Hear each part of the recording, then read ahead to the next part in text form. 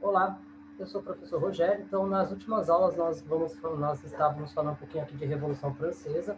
Então, como a Revolução Francesa ela foi impactante, né, para a sociedade europeia, né, de uma forma geral. Então, nós vimos o levante da burguesia, das alas mais conservadoras, depois, né, do clamor revolucionário, né, das classes menos privilegiadas, e depois nós vimos o governo dos jacobinos, né, o seu terror, e depois, né, a contra-revolução e como que os jacobinos perderam o poder naquele período. Então, nesse momento que os jacobinos eles são derrotados, é que surge uma nova figura muito importante aí. Essa figura, né, nesse caso, é a figura de Napoleão Bonaparte. Então, nós vamos falar um pouquinho aqui, né, do Império Napoleônico, ou que nós também podemos chamar de Império Francês. Bem, então, antes de qualquer coisa, nós temos, né, que voltar um pouquinho para nós entendermos, né, o que foi, né, esse período da França no século XVIII, começo do século XIX, e como isso vai impactar, né, na história mundial de uma certa forma em geral. Então, o primeiro passo que nós vamos ter aqui é uma contextualização. Bem, então, para nós contextualizarmos, então, o primeiro Império Francês, né, que também é conhecido como o Grande Império da França, ou ainda o Império Napoleônico, foi o império construído por Napoleão Bonaparte no auge do seu poder no começo do século XIX. Então, dominava quase toda a Europa Ocidental.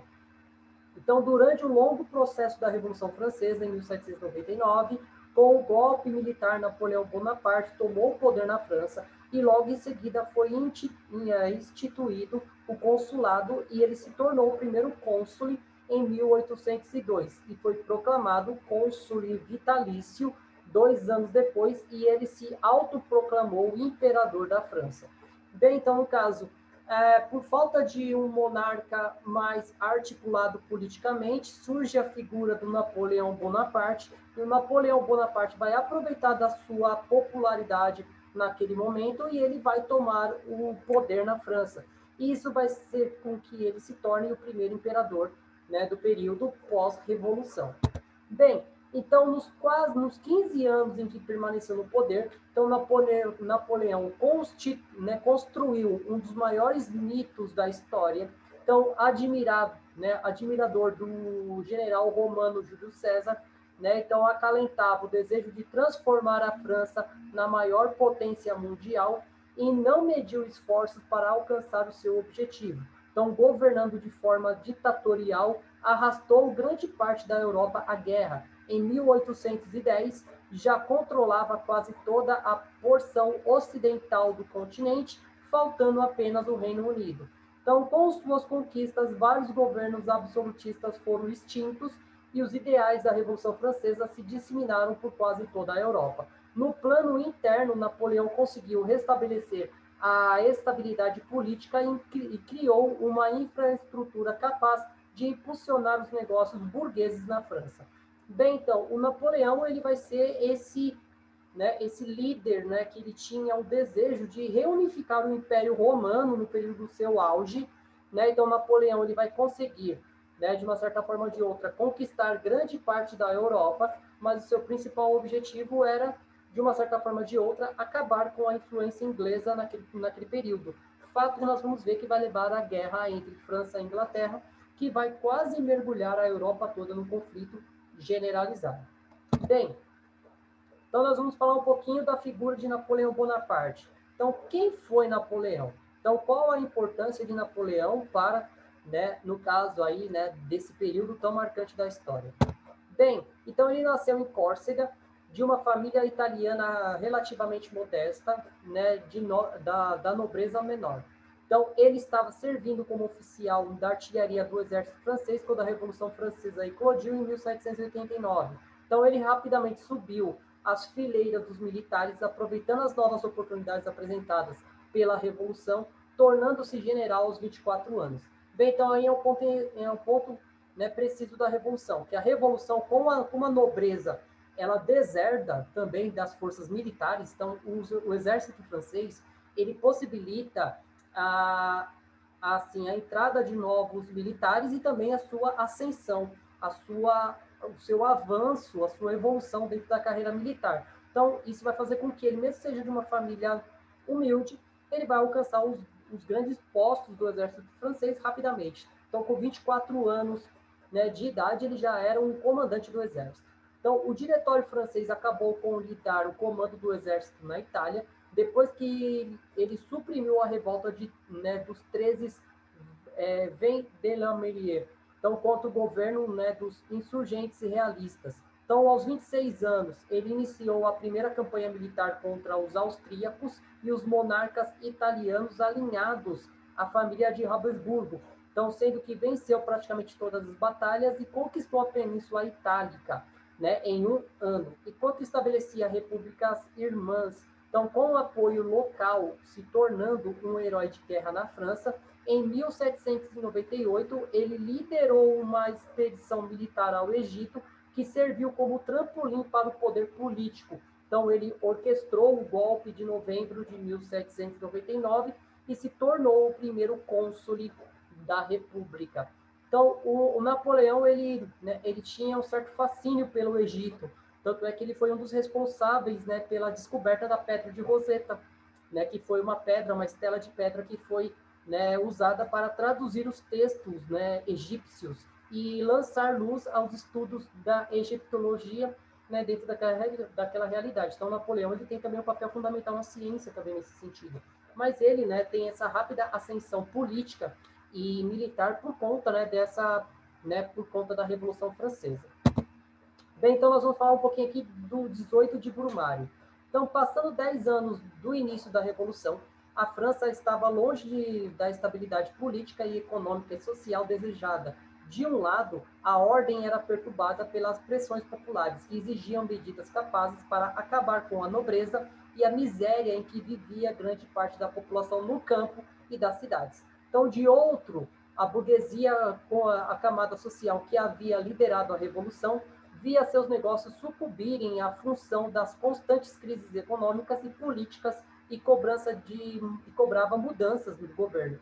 Então, para contemplar os cenários variados em vários países europeus, conspiravam e guerreavam por pôr fim ao regime revolucionário na França. Em meio a esse caos, desponta o vitorioso no campo de batalha o jovem general, né, chamado Napoleão Bonaparte. Então, Napoleão Bonaparte ele tem esse carisma, essa forma de uma certa forma ou de outra, agradar a camada mais popular, que desejava benefícios, e também a burguesia que via que os seus negócios estavam sendo, né, muito prejudicados por conta, né, das guerras.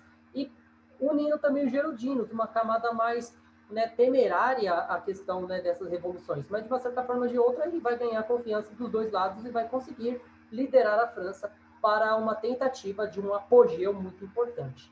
Bem, então, com o respeito e a fama adquiridos nos combates, naquele momento Napoleão representou a alternativa política ideal para solucionar os problemas franceses.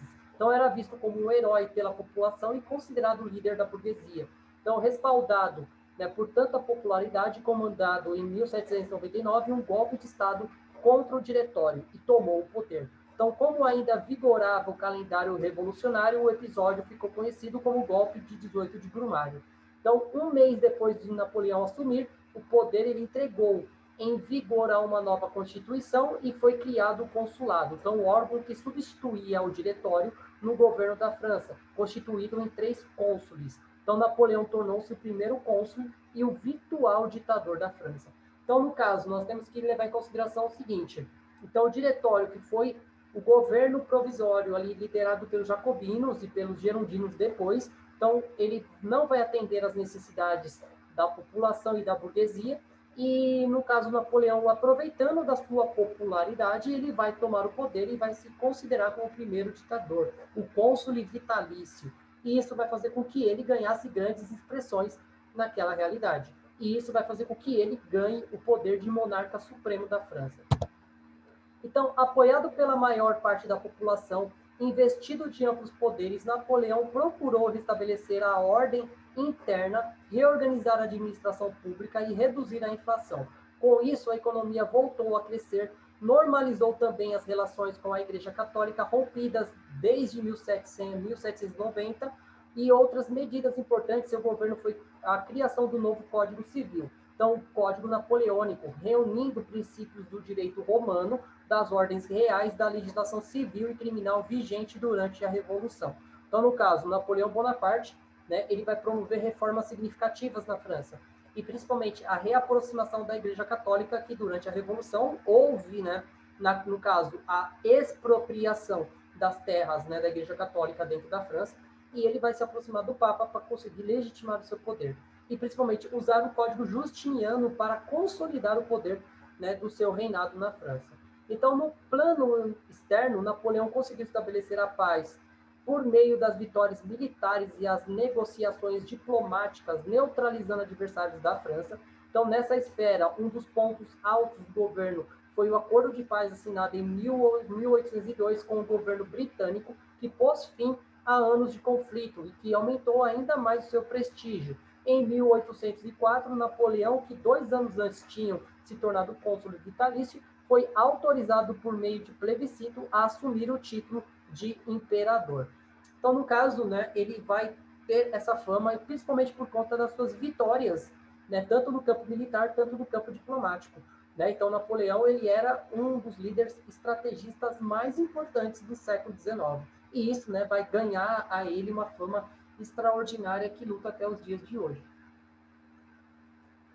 Né? Então, né, dando continuidade, então aqui, né, nós temos uma iconografia, né, da sua imponência na França dentro dos debates políticos, dentro né, das maiores lutas, né, diplomáticas ali naquele período, e como que isso vai marcar a sua vida política, né, dentro da sua vida. Bem, então nós vamos falar um pouquinho aqui do Código Napoleônico.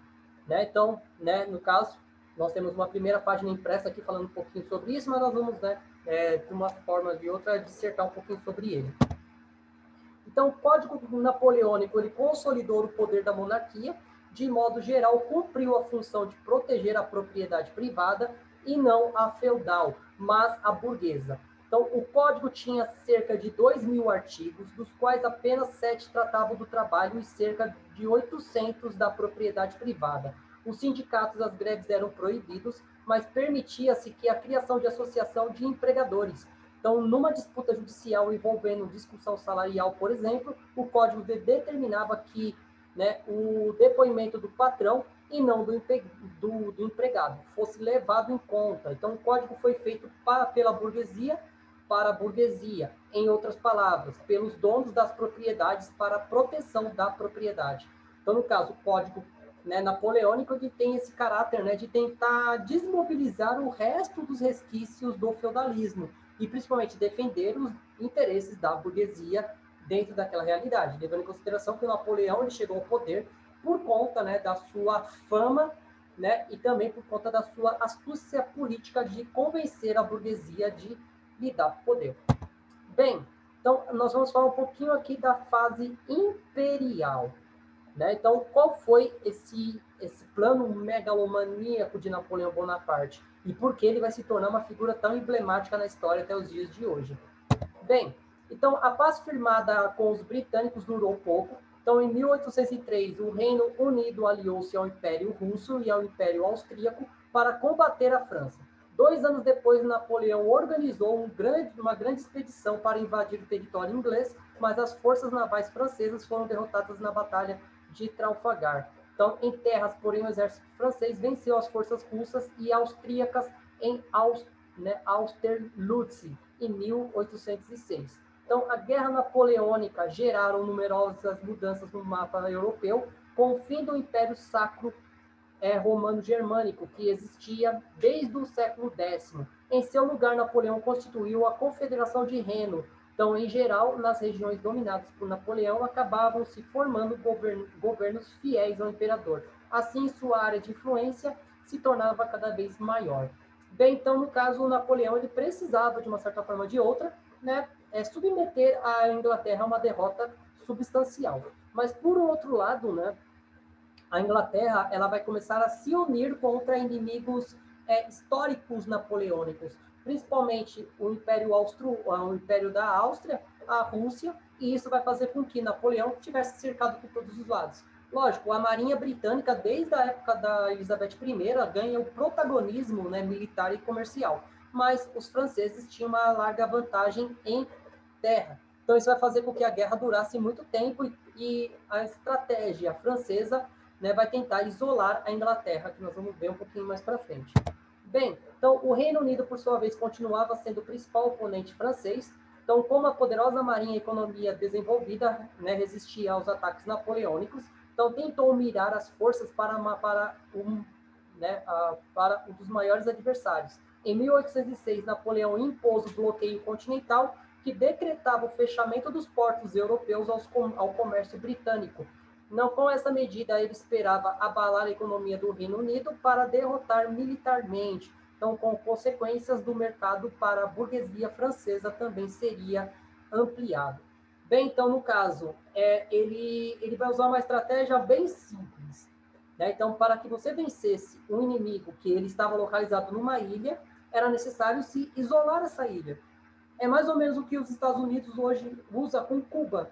Então, criando um embargo comercial. Então, como a França ela era a maior força militar do continente europeu, né, então ela vai começar a usar a sua força militar para obrigar países como a Espanha, a Áustria, a Rússia, os reinos prussianos, os reinos germânicos, os reinos itálicos, em não comercializar com a Inglaterra. Então, ele vai tentar minar, cercar, né, a Inglaterra, né, de receber produtos, né, desses países e também vender os seus produtos. Então, isso também, o Napoleão esperava o quê? Que os seus produtos pudessem substituir os produtos ingleses dentro dessa realidade. Então, ocupando uma lacuna do mercado que foi deixada pelos ingleses.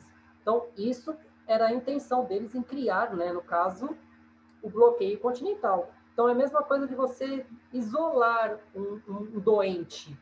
Né? Então, qual a importância de você isolar um doente? De você fazer com que ele não transmita a doença para outro, mas de uma certa forma ou de outra. Se você não der alimento para aquela pessoa, ela vai morrer.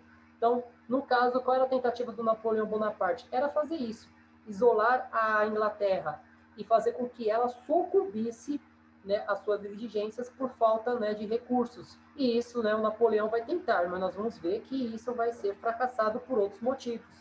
Bem, então, com o objetivo de fazer cumprir o bloqueio continental, Napoleão pôs em prática a política da intervenção e anexações de território. Então, em 1807, ordenou intervenção militar na Península Ibérica, começando pela Espanha, em cujo trono colocou o irmão José Bonaparte.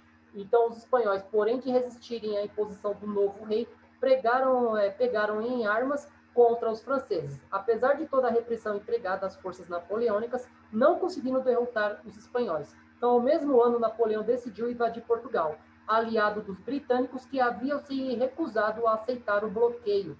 O país foi ocupado sem dificuldades, mas a família real portuguesa fugiu para o Brasil, escoltada pelos navios britânicos. Bem, então, esse episódio é um episódio que começa a modificar a história do Brasil, de uma certa forma geral. Por quê? Porque qual é o maior objetivo do Napoleão? Então, como a Espanha ela queria tomar uma posição neutra, então o que o Napoleão vai fazer? Ele vai destronar o rei espanhol e vai colocar no seu lugar o José Bonaparte, que era o irmão de Napoleão. Então, o Dom João VI, que era o príncipe regente de Portugal, observando essas medidas, o que ele vai fazer?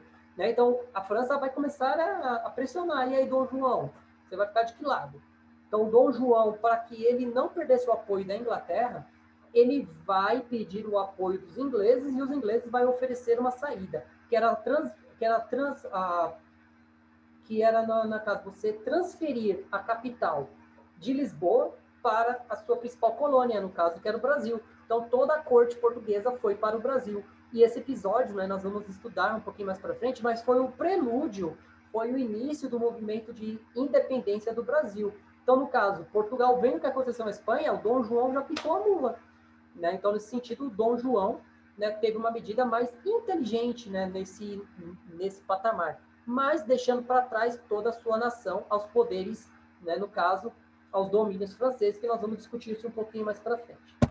Bem, então os franceses não duraram muito tempo em Portugal, Então, 3 foram as invasões sempre repelidas pelas forças conjuntas entre aliados portugueses e ingleses. Então, além da repercussão na Europa, a invasão napoleônica na Península Ibérica teria importante consequência na América colonial. Então, a queda do rei espanhol acabou sendo estopim para as lutas que conduziram à independência das Américas, das colônias espanholas. Então, no caso, como o rei não era mais um rei espanhol, então, no caso, os reinos, né, as colônias aqui na América, então, as capitanias, no caso, as capitanias, entre outras, né, os vice-reinados, esses territórios espanhóis aqui na América Latina, vão começar a não responder à autoridade do monarca, e vai surgir os movimentos de independência, levando à fragmentação da América Latina de uma certa forma geral. Bem, então, isso também vai levar, né, no caso, um ponto importante, à independência do Brasil. Então, se não fosse Napoleão Bonaparte ter invadido a Europa, ter invadido a Espanha e Portugal, talvez nós demoraríamos ainda alguns anos para se tornar independente. Isso é um ponto essencial também de nós entendermos a história do Brasil. Então, vamos, né, trabalhar isso. Ah, mas para que eu vou estudar a Revolução Francesa? Não é mesmo, gente? Então, mas não tem nada a ver com a história do Brasil. Tem certeza? Então, vamos continuar aqui. Bem, então aqui nós temos uma batalha importante onde o Napoleão ele é derrotado, né? Mas é uma batalha que nós vamos discutir um pouquinho mais para frente. Bem, então e a decadência do Império? Então o Império chega ao seu auge, mas em um certo momento ele vai cair por conta de medidas desastrosas de Napoleão Bonaparte, que vai ser repetida pelo Adolf Hitler, né? Que nós vamos discutir no ano que vem na Segunda Guerra Mundial. Bem, então, em 1810, apesar dos problemas da Península Ibérica, os franceses eram senhores de boa parte da Europa Ocidental. A partir dessa época, porém, uma sucessão de obstáculos acabaria levando ao esgotamento do Império Napoleônico.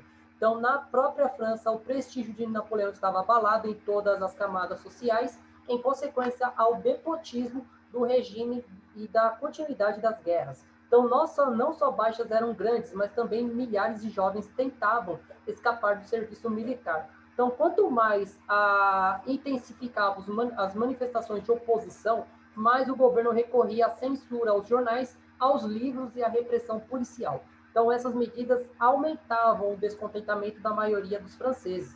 Então, no caso, né, o Napoleão Bonaparte vai começar também a ter problemas internos, principalmente quando nós mergulhamos um país em um período muito grande de guerra. Então, os investimentos na ala militar vai fazer com que outras áreas sejam substancialmente prejudicadas. Então, no caso, eu ia usar uma palavra que eu não uso mais, que é uma palavra, né, até aí não vem ao caso, depois a gente conversa disso. Mas, assim, no caso, né, então, como os serviços sociais, uma questão da burguesia também vai começar a ter um período de guerra, o comércio fica prejudicado, então isso vai fazer com que esse movimento ele, né, ganhe oposição dentro do país. Então, qual é a arma que o governo vai usar para reprimir esses grupos? A violência, a censura, a opressão contra a oposição. E isso vai fazer com que Napoleão perca parte dos seus aliados. E isso vai fazer com que, né, ele seja questionado na França, né? Isso é um ponto determinante também.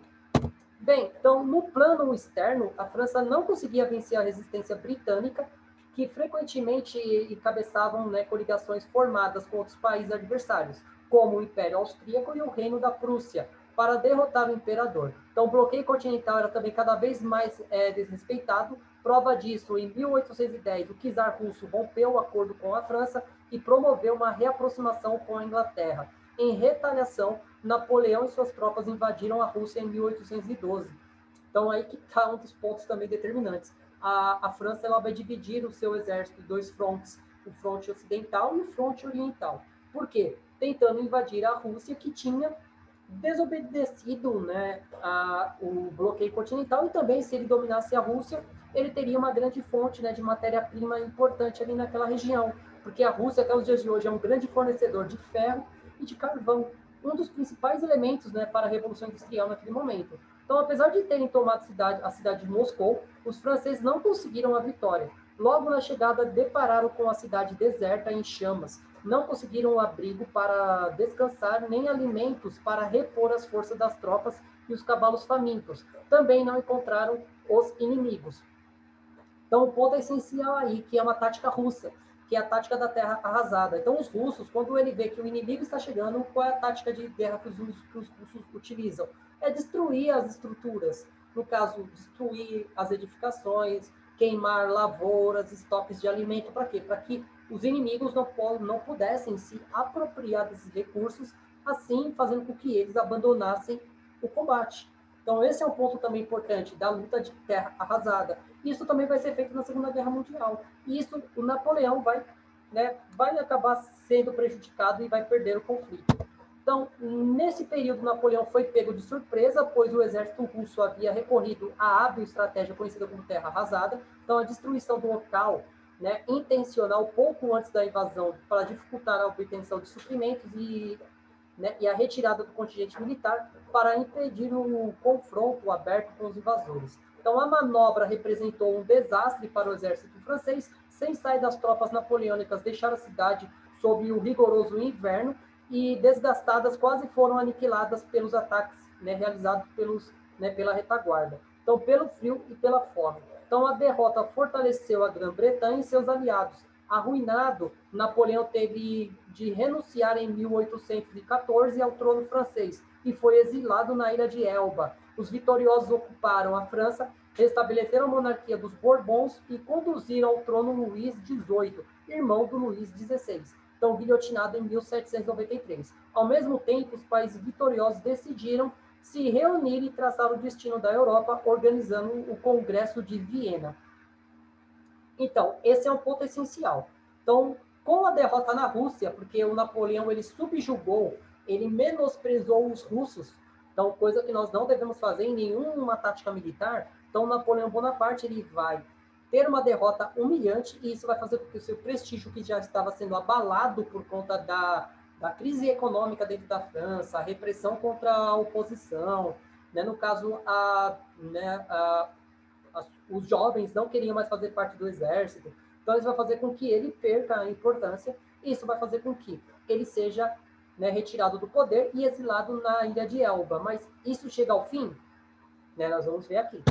Então, aqui, no caso, é a derrota do francês na batalha, quando ele volta da Rússia, totalmente abalado, e isso vai fazer com que ele perca o trono no primeiro momento. Bem, então, o governo dos 100 dias. Porque o Napoleão Bonaparte, ele é um vilão, ele pode ser considerado um vilão de desenho animado. Então, ele perdeu a guerra, mas ele volta depois para um governo de 100 dias. Então, nós vamos falar o que foi esse governo dos 100 dias. Então, o estabelecimento da monarquia de Bourbon na França foi seguido pelo retorno dos nobres, que haviam fugido para os países no início da Revolução.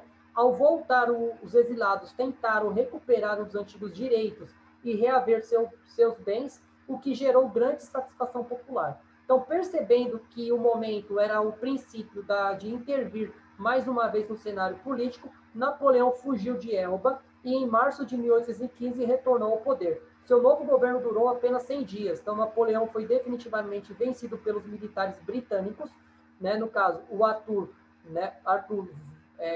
Wellesley, e o Duque de Wellington, na Batalha de Waterloo, na Bélgica, em junho de 1815. Então, desta vez, os ingleses o enviaram para um local mais distante, a ilha de Santa Helena, em pleno Oceano Atlântico, onde morreu em maio de 1821. Então, no caso, com a restauração da monarquia, então a nobreza que tinha sido usurpada, que foi retirada da sua propriedade, que foi redistribuída para a burguesia, eles queriam restaurar os seus privilégios. Então, Napoleão ele aproveitou desse momento e conseguiu reunir um pouco de força para tomar o poder durante 100 dias. Mas ele teve vários problemas e isso fez com que ele perdesse as batalhas mais significativas, principalmente a Batalha de Waterloo, na Bélgica. Isso vai fazer com que ele seja preso novamente e exilado de uma forma definitiva para a ilha de Santa Helena, aonde ele passaria os seus últimos dias. Então, o retorno da monarquia francesa. Então, Napoleão finalmente sai do trono. Então, nós temos a restauração da monarquia. Bem, então, após a primeira derrota de Napoleão, as nações vencedoras e seus aliados reuniram o Congresso de Viena, na Áustria, com o objetivo de decidir o destino da Europa e refazer os mapas do continente e restabelecer os governantes anteriores da Revolução Francesa. Então, o Congresso, porém, foi temporariamente suspenso durante o governo dos 100 dias por Napoleão Bonaparte. Então, depois de retomados os encontros, o Império Russo, o Império Austríaco, o Reino da Prússia formaram a Santa Aliança, uma força militar formada pelos exércitos monárquicos para garantir a ordem do continente e também nas colônias europeias. Na verdade, trata-se de uma tentativa de voltar à situação anterior a 1789. Então, no caso, né, uma tentativa de acabar com qualquer movimento de insurreição subversiva da Revolução Francesa ou de qualquer outro levante nesses princípios ideológicos, vai fazer com que o Congresso de Viena ele redesenhe o mapa da França, o mapa da Europa, restaurando as fronteiras alteradas durante a Revolução e o Império Francês. Isso vai fazer também com que, né, se crie uma força militar multinacional, como uma forma de mostrar o seguinte: qualquer tentativa de outra revolução, a força será usada para repelir-a ou para tentar reprimi-la. Então, apesar de um cenário recomposto pelo Congresso de Viena ter recebido o nome de restauração, já não era mais o antigo regime. Então, os governantes, por exemplo, foram obrigados a adotar constituições. De todo modo, a nova ordem ignorava os anseios propagados pela Revolução Burguesa.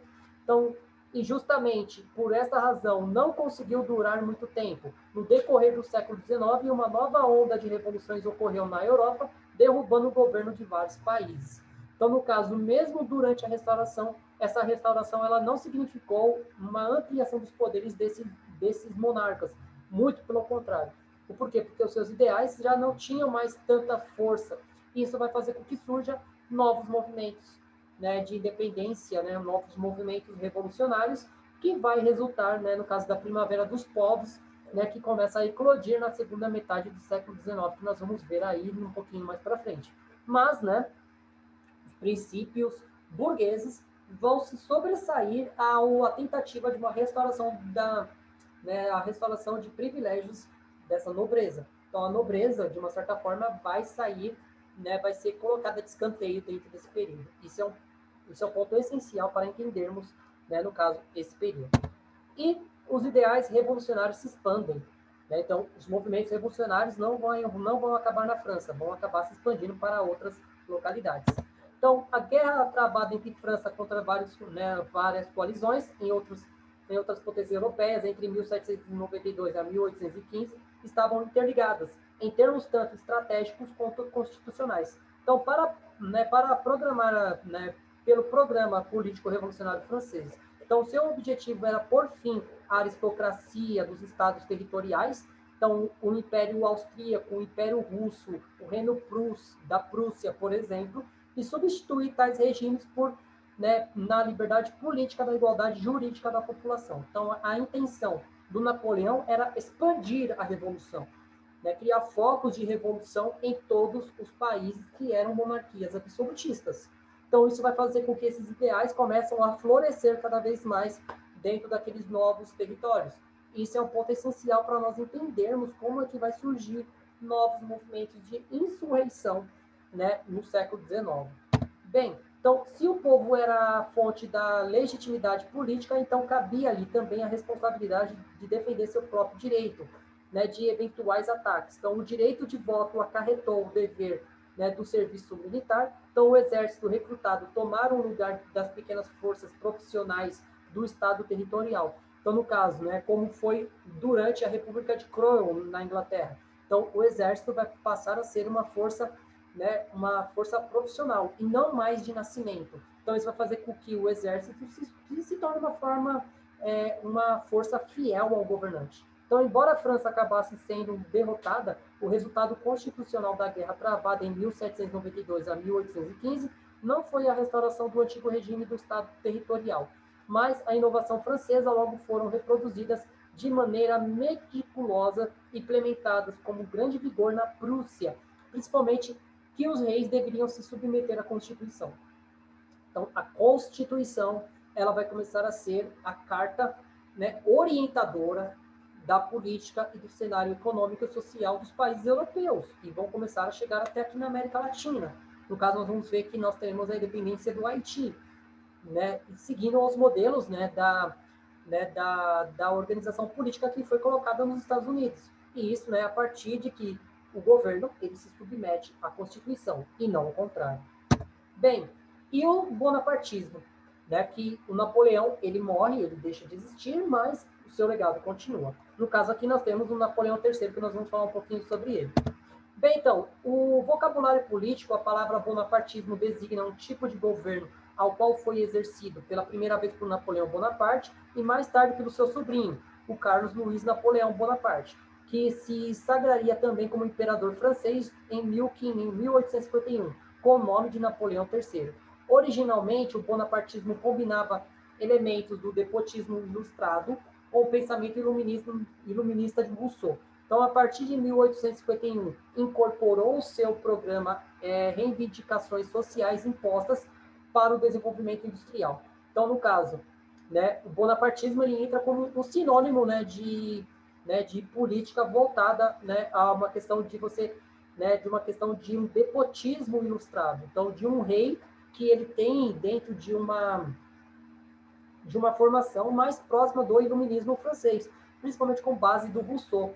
O Rousseau ele prega o quê? Que o poder político emana do povo. Então, quando o povo ele não está satisfeito pelo seu político, ele tem o direito de se impor e de se revoltar contra, né, essa autoridade, levando em consideração tudo isso. Bem, então, né, partindo do desenvolvimento industrial francês. Então, o surgimento do bonapartismo se explica pela crise social e política da França vivia em 1800. Então, a crise decorria fato de nenhuma classe social que o conflito era capaz de impor politicamente. Então, esse quadro de desordem pública abriu caminho para o aparecimento de um homem forte, de um ditador que se colocou acima das classes sociais e assumiu o papel arbitrário entre elas, Napoleão.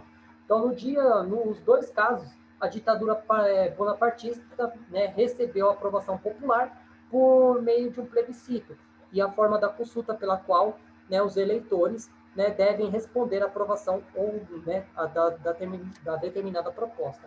Então, no caso, como a França não tinha o poder, né, não tinha um governante forte, então esses vão tomar o poder ali naquele momento. Entretanto, o apoio da difusão da sociedade seria suficiente para manter a ditadura bonapartista, né, e ela vai se prolongar. Então, o que garantiu a sustentação dos dois Bonaparte foi o efetivo apoio dos camponeses e do grato, né, de Napoleão Bonaparte. Né? Então, por extensão, a Napoleão III. Então, pelo fato dele ter respeitado a distribuição de terra promovida durante a Revolução Francesa. Então, na verdade, a suposta imparcialidade bonapartista, né, foi mais aparente do que real, pois as medidas postas na prática pelos dois imperadores coincidiram na realidade com os interesses econômicos da classe dominante, ao saber da burguesia. Então nós temos, né, que levar sempre em consideração isso, que os bonapartistas, né, eles vão, né, de uma certa forma ou de outra, dar alguns benefícios à população, à camada camponesa, mas de uma certa forma ou de outra, beneficiando uma outra camada, que é a camada da burguesia. E isso vai garantir eles no poder até um certo ponto. E a Primavera dos Povos, né, que nós falamos um pouquinho aqui. Então, no caso, né, a Primavera dos Povos, que vai ser depois, né, ali, né, da efetiva, né, assim, da efetiva derrota dos bonapartistas. E nós vamos falar um pouquinho, né, do Congresso de Viena e como que o Congresso de Viena vai ser muito importante para a história do Brasil também. Bem, então, acredito que tenha sido isso. Então, agradeço a todos aqui que permaneceram aqui comigo fiel até aqui, né, porque é muita coisa. Né? Então, não é tão simples assim estudar a vida de Napoleão Bonaparte sem cair no senso comum, né? Como se ele fosse um ditador, né, sanguinário, entre outras coisas. Ele foi um político muito habilidoso também, né? E isso vai fazer com que ele caia no misticismo, né, no imaginário das pessoas. Isso é um ponto essencial da gente ficar discutindo sobre Napoleão durante muito tempo. Né? Então, até os dias de hoje, nós ainda, né, temos essa visão megalomaníaca de Napoleão. Bem, então é o seguinte, gostando do vídeo aqui, deixe seu like, né? Eu acho que é importante isso, né, para a continuidade do nosso trabalho. Então, muito obrigado pela paciência também. Então, gostou do vídeo, né? Compartilhe com seus amigos, que é muito importante também levar esses conhecimentos para o máximo de pessoas possíveis, levando em consideração, né, que, né, depois de Napoleão Bonaparte, muito da história europeia vai ser reescrita e o Congresso de Viena não vai ser a última resposta, né, para os problemas da Europa. Isso vai levar as bases também para a Primeira Guerra Mundial, que nós vamos ver, né, no novo ano, mas já tem vídeos gravados sobre isso, e é importante nós ressaltarmos sobre isso. Então, a gente agradece muito a vocês, né, até aqui, muito obrigado e até a próxima.